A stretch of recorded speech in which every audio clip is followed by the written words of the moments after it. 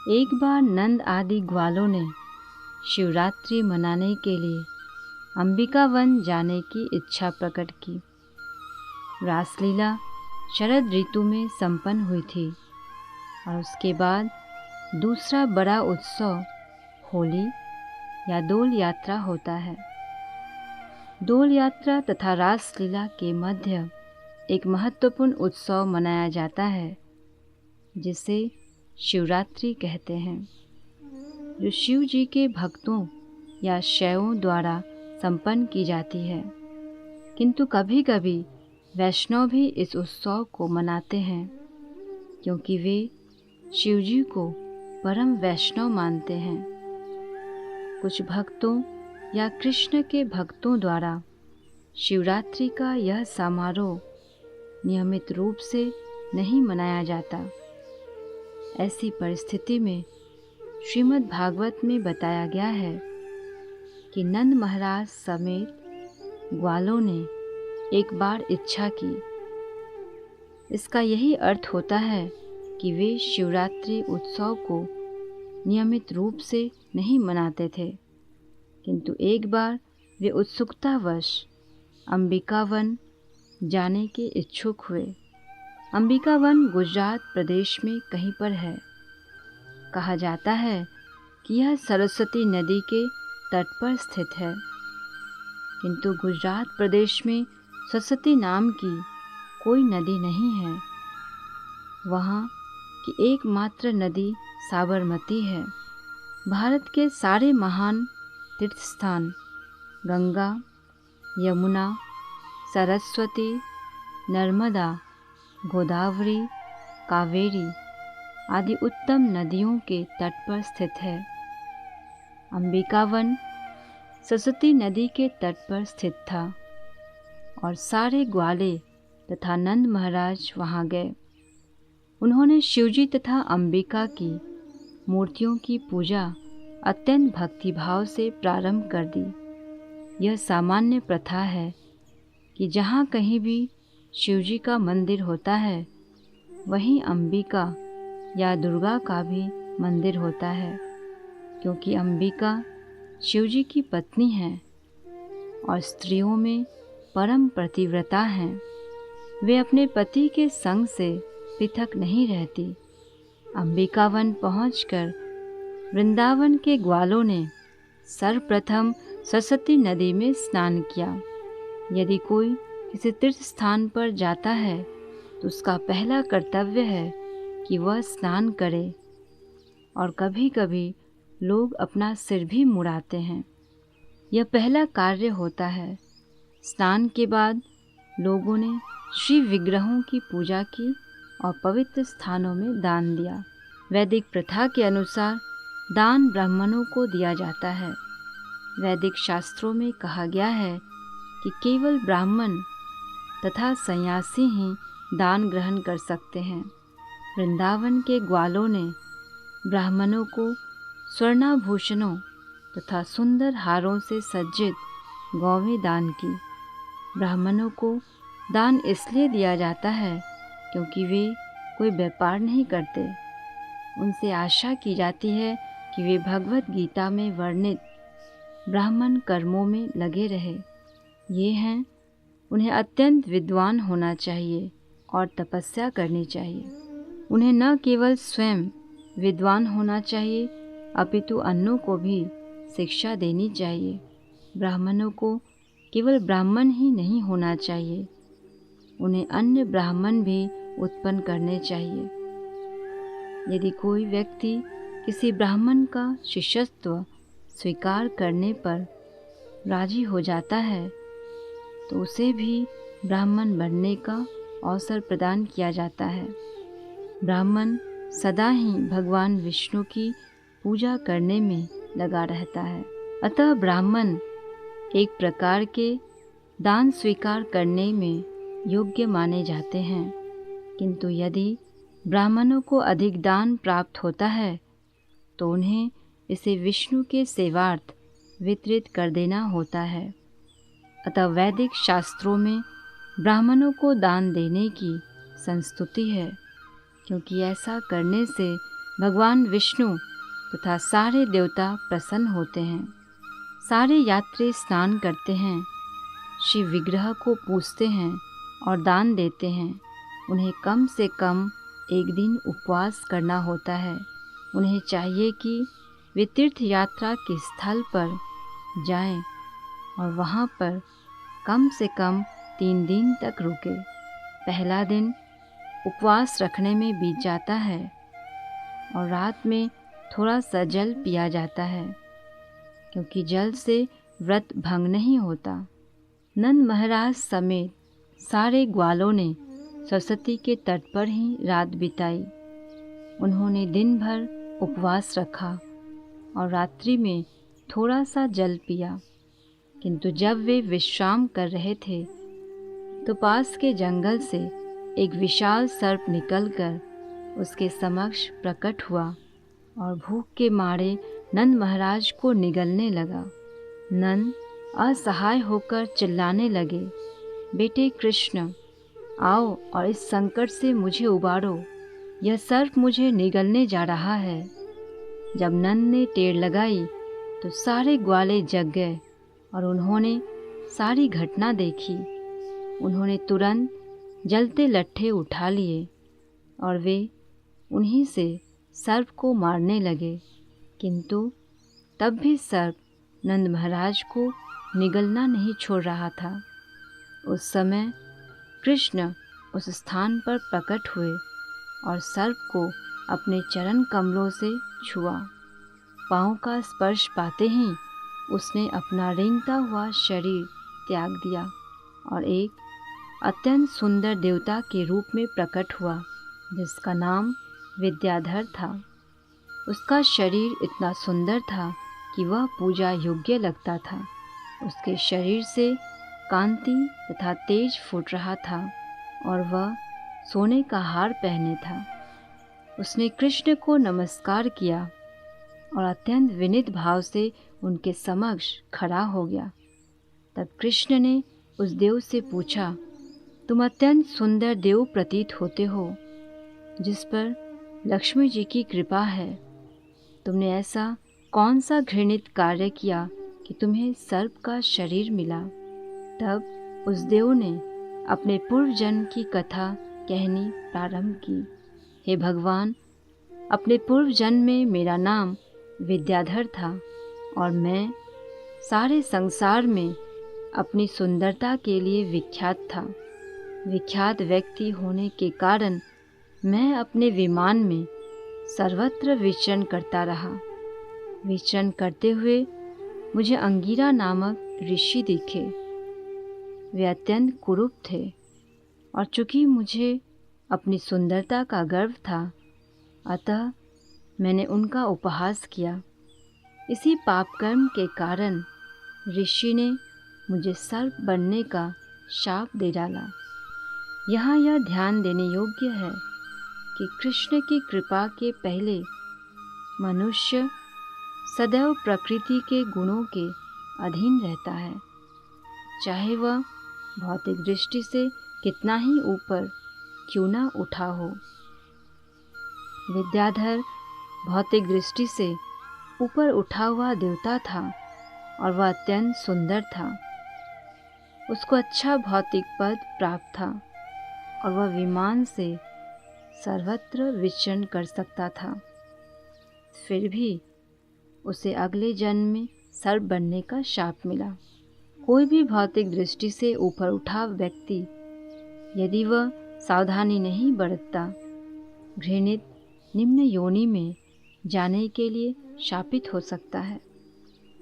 लोगों की यह भ्रांत धारणा है कि एक बार मनुष्य देह प्राप्त करके कोई नीचे नहीं गिरता। विद्याधर स्वयं बतलाता है कि यद्यपि वह देवता था, किंतु उसे सर्प बनना पड़ा। किंतु जब कृष्ण ने अपने चरण कमलों से उसका स्पर्श कर दिया तो वह तुरंत कृष्ण भावनामृत को प्राप्त हो गया। किंतु उसने यह स्वीकार किया कि पूर्व जन्म में वह सचमुच पापी था। कृष्ण भावना भावित पुरुष जानता है कि वह कृष्ण का दासानुदास है। वह अत्यंत तुच्छ है और जो कुछ भी सद्कार्य वह करता है वह सब कृष्ण तथा गुरु की कृपा के कारण होता है। वह देव विद्याधर श्री कृष्ण से बातें करता रहा। चूँकि मैं अपने शरीर की अपूर्व सुंदरता से गर्वित था, अतः मैंने ऋषि अंगिरा के कुरूप स्वरूप का उपहास उड़ाया। उन्होंने मेरे पाप के लिए शाप दे दिया और मैं सर्प बन गया। अब मैं सोचता हूँ कि उस ऋषि का शाप नहीं अपितु मेरे लिए महान वरदान था। यदि उन्होंने शाप न दिया होता तो मुझे सर्प का शरीर न धारण करना पड़ता और आपके चरण कमलों की ठोकर न खाई होती और इस प्रकार सारे भौतिक कलमश से मुक्त न हो पाता। इस संसार में 4 चीज़ें अत्यंत मूल्यवान हैं: उत्तम कुल में जन्म लेना, धनी होना, विद्वान होना तथा सुंदर होना। ये सब भौतिक संपदा समझे जाते हैं। दुर्भाग्यवश कृष्ण भावनामृत के बिना ये भौतिक संपदाएं कभी कभी पाप एवं अपयश के कारण बन जाती है। विद्याधर देवता होते हुए भी और सुंदर शरीर वाला होकर भी गर्व के कारण सर्प का शरीर प्राप्त करने के शाप से शापित हुआ। अतः इस घटना से हमें यह शिक्षा मिल सकती है कि जिन लोगों को अपनी भौतिक संपदा का अत्यंत गर्व होता है और ये दूसरों के प्रति शत्रु भाव रखते हैं, उन्हें सर्प का शरीर मिलता है। सर्प सर्वाधिक क्रूर तथा ईर्ष्यालु जीव माना जाता है, किंतु जो लोग मनुष्य होकर अन्यों से ईर्ष्या करते हैं वे सर्पों से भी अधिक दोषी समझे जाते हैं। सर्प को मंत्रों तथा औषधियों के बल पर दमित या नियंत्रित किया जा सकता है, किंतु जो ईर्ष्यालु हैं उसे कोई भी वश में नहीं ला सकता। विद्याधर ने आगे कहा, हे प्रभु, अब मैं सोचता हूँ कि समस्त पाप कर्मों से मुक्त होकर अपने घर स्वर्ग वापस जाने के लिए आपकी अनुमति प्राप्त कर लूं। यह प्रार्थना सूचित करती है कि जो लोग सकाम कर्मों में अनुरक्त हैं और उच्च लोकों में जाकर सुख भोगना चाहते हैं, वे श्री भगवान की स्वीकृति के बिना जीवन लक्ष्य की प्राप्ति नहीं कर सकते। भगवद गीता में यह भी कहा गया है कि अल्पज्ञ लोग भौतिक लाभ की कामना करते रहते हैं, फलतः तरह तरह के देवताओं को पूजते हैं, किंतु वास्तव में वे भगवान विष्णु या कृष्ण की अनुमति से ही देवताओं से वरदान प्राप्त करते हैं। देवताओं में किसी प्रकार का लाभ या वरदान देने की शक्ति नहीं होती। यदि किसी को भौतिक वर मांगने ही हैं तो वह भगवान कृष्ण की पूजा करके उनसे मांग सकता है। कृष्ण भौतिक वरदान देने में भी सक्षम है, किंतु एक देवता से भौतिक वरदान की याचना करने तथा कृष्ण से याचना करने में अंतर है। ध्रुव महाराज ने भौतिक वरदान के लिए भगवान की पूजा की थी, किंतु जब उन्हें वास्तव में भगवान की कृपा प्राप्त हुई और उनके दर्शन हुए तो वे इतने प्रसन्न हुए कि उन्होंने कोई भी भौतिक वरदान लेना अस्वीकार कर दिया। बुद्धिमान व्यक्ति कभी भी न तो देवताओं की कृपा की आकांक्षा करता है न उन्हें पूजता है। वह सीधे कृष्ण भावना भावित बन जाता है और यदि उसके मन में किसी भौतिक लाभ की कामना होती भी है तो वह देवताओं से न मांगकर कृष्ण से मांगता है।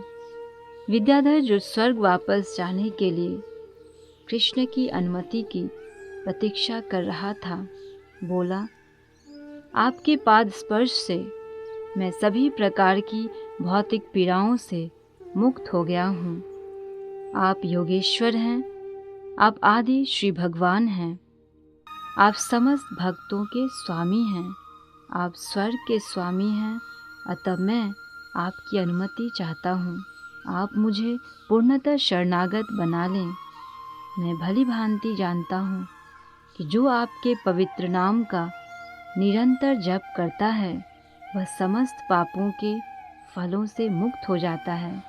और जिन लोगों को साक्षात आपका चरण स्पर्श प्राप्त हो वे तो निश्चित रूप से मुक्त हो जाते हैं। अतः मेरा दृढ़ विश्वास है कि आपके दर्शन से तथा चरण स्पर्श से मैं ब्राह्मण शाप से मुक्त हूँ।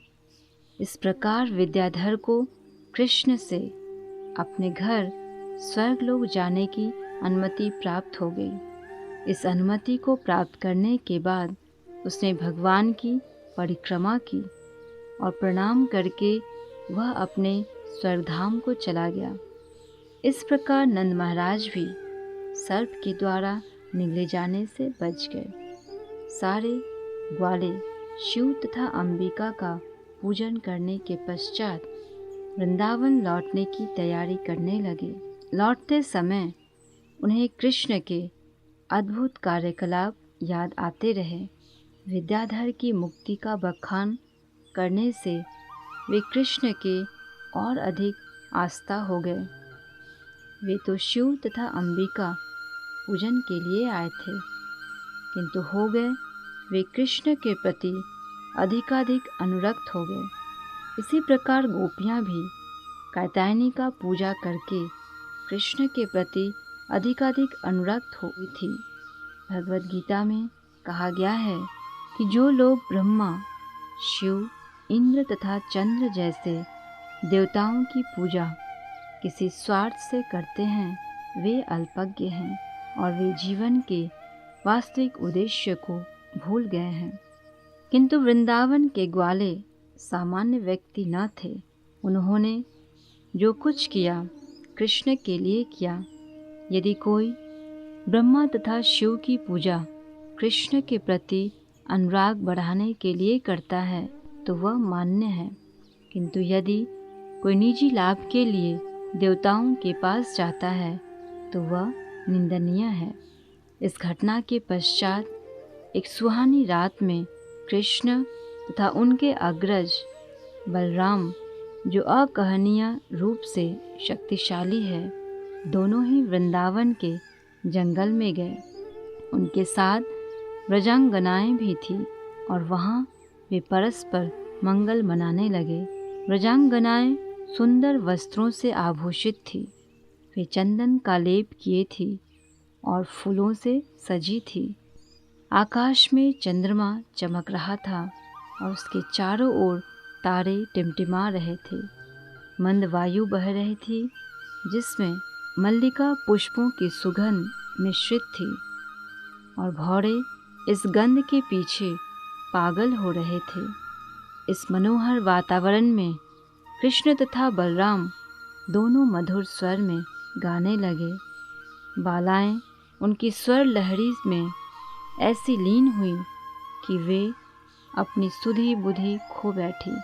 उनके केश खुल गए, वस्त्र शिथिल पड़ गए और उनकी मालाएं पृथ्वी पर गिरने लगी।